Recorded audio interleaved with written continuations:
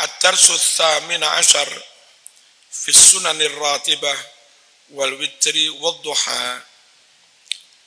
Pelajaran yang ke-18 tentang sholat-sholat rawatib, sholat witir, dan sholat duha. Wa rawa, bukan ruwiya ya, rawa. Rawa Syaikhani an Ibn Umar radhiyallahu anhuma qala Sallaitu ma'a Rasulillah sallallahu alaihi wasallam rak'atain. Saya bersama Rasulullah sallallahu alaihi wasallam salat 2 rakaat. Ba'dal maghrib, setelah maghrib. Rak'atain qabla zuhri, 2 rakaat sebelum zuhur. Ini yang masuk kategori salat rawatib yang sunnah muakkad. Ono sing sunat ngono tok. Sunat biasa. Nah, sunat biasa niki sebelum zuhur 2 rakaat. Nek papat tambah 2 rakaat salam tambah mana 2 rakaat. Itu yang satunya juga sunnah. Tapi sunnah biasa. Ya. Pada zuhur 2 rakaat sunan muakkad. Tapi lek purun 2 rakaat salam tambah mana 2 rakaat salam itu juga sunnah, meskipun bukan sunnah muakkad. Sebelum asar 4 rakaat, salam 2 rakaat, ngadeg mana 2 rakaat itu juga sunnah, meskipun nggak sunnah muakkad. Sebelum maghrib itu juga sunnah. Kalau kebiasaan masjid gak langsung qomat. Nek kebiasaan masjid langsung qomat, kena aturan sing mau lek wis qomat gak usah sholat sunnah, wauluh. Terus baca isya, baca maghrib lagi, setelah sholat ba'diyah, mungkin setelah zikir-zikir, kalau sampean kepingin murabatoh itu nyambung sholat.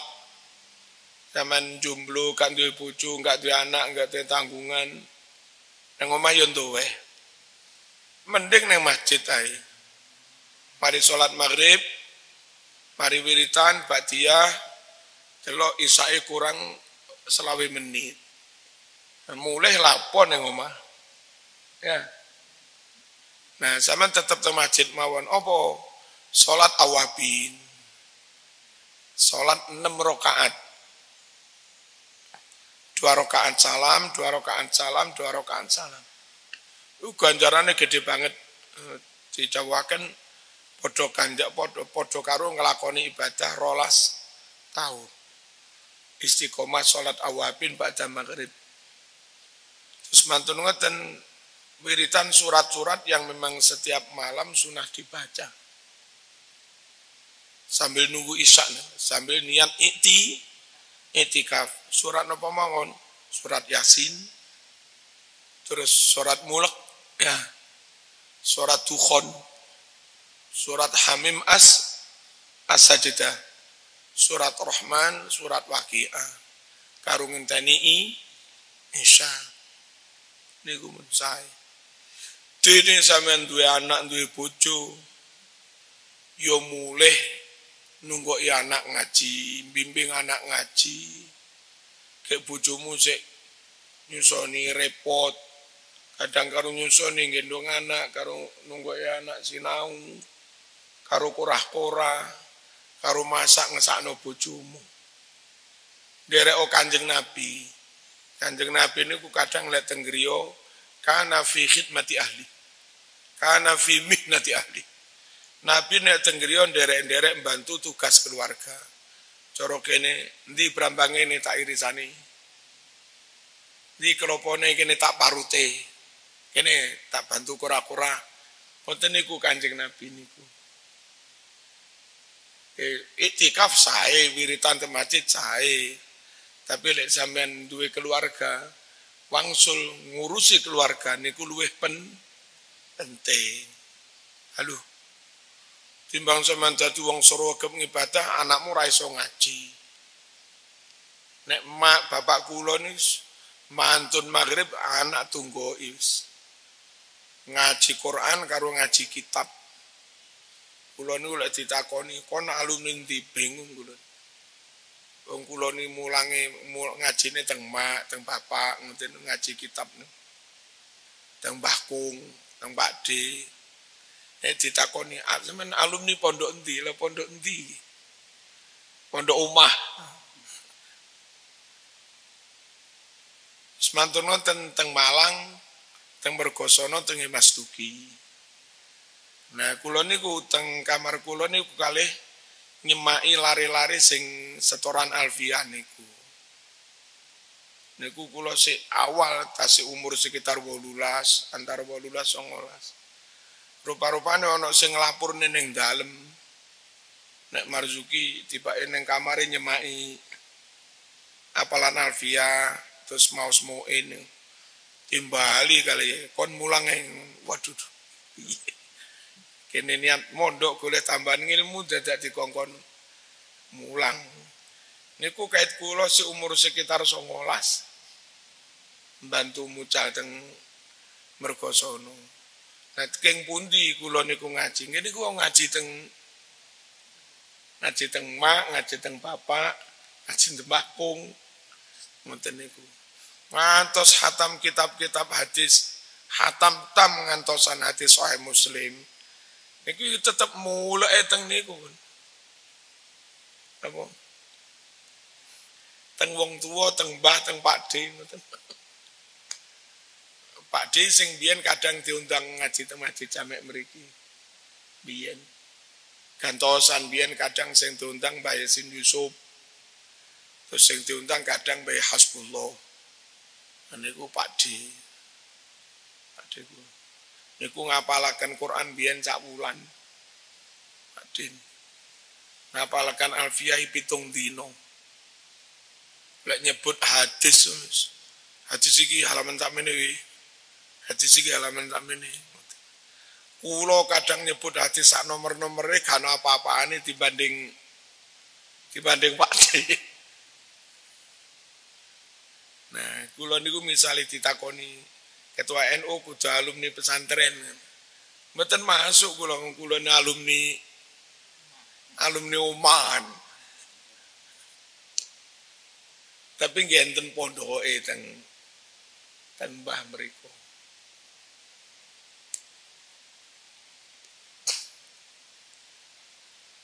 Bismillahirrahmanirrahim. Napa wau salat setelah maghrib sekirane nganggur gak ono tanggungan keluarga monggo tetep ke masjid kali niat iktikaf salat napa awabin 6 rakaat 3 kali salam.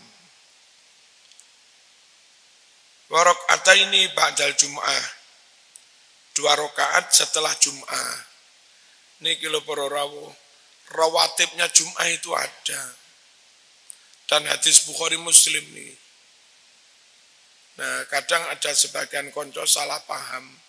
Salat Jum'ah itu tanpa qobliyah, tanpa ba'diyah. Ya. Ada salat ba'diyah Jum'ah. Yang qobliyah Jum'ah itu riwayat Imam Turmuzi. Dilakoni Ibnu Umar. Ibnu Umar sholat 2 rakaat sebelum Jumatan. Terus dawuh biyen Kanjeng Nabi yang ngene iki. Yuhaddits anna Rasulullah sallallahu alaihi wasallam kana yaf'alu dzalik. Ibnu Umar bercerita dulu Kanjeng Nabi mengerjakan seperti ini, qobliyah Jum'ah, ba'diyah Jum'ah. Beberapa masjid yang berpaham tanpa qobliyah Jum'ah sama sekali enggak memberi kesempatan jamaah untuk qobliyah. Modeli azan langsung khutbah. Sehingga enggak ada kesempatan qobliyah. Kalau model yang nyunsai model NU, model Mekah, model Madinah, azan pertama dulu, lalu orang-orang sholat qobliyah, kira-kira mari qobliyah, baru azan kedua langsung khutbah. Atas nih.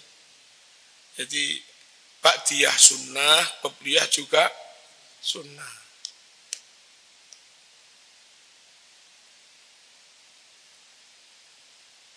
Raka'ataini ba'dal maghrib, 2 rakaat ba'da maghrib, sekali lagi yang sebelum maghrib juga sunnah, tapi tidak muakkad.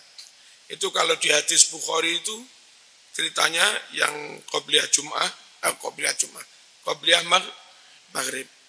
Lek wis mari adzan iku sahabat iku akeh sing salat qobliyah maghrib. Ana sing salat ngadep tembok ngene iki, sing gak bagian tembok salat ngadep saka cek gak dilewatin. Hatta sampai innal musafir yang derek mampir yadhun mengira bahwa sholat maghrib itu wis dimulai. Saking akeh wong qobliyah, padahal iku durung maghrib, durung sholat maghrib, iku sik qobliyah. Terus kan Nabi rawuh dikomati baru wong derek sholat maghrib jamaah. Nah, apa yang dilakukan sahabat? Hadisnya juga Sahih Bukhari. Nabi mengetahui tidak melarang. Berarti niku sunnah takririyah. Sunnah yang Nabi tidak mengerjakan, juga tidak memerintah, tapi dikerjakan sahabat, Nabi menyetujui. Bukti setujunya Nabi meneng gak ngelarang. Itu namanya sunnah takririyah. Nah, beberapa ustadz salafi mungkin wahabi lah, itu sering meneror masyarakat awam. Kelakoni opong diteror. Nabi enggak melakukan ini. Enggak ada contoh dari Nabi. Ngono mesti bingung masyarakat.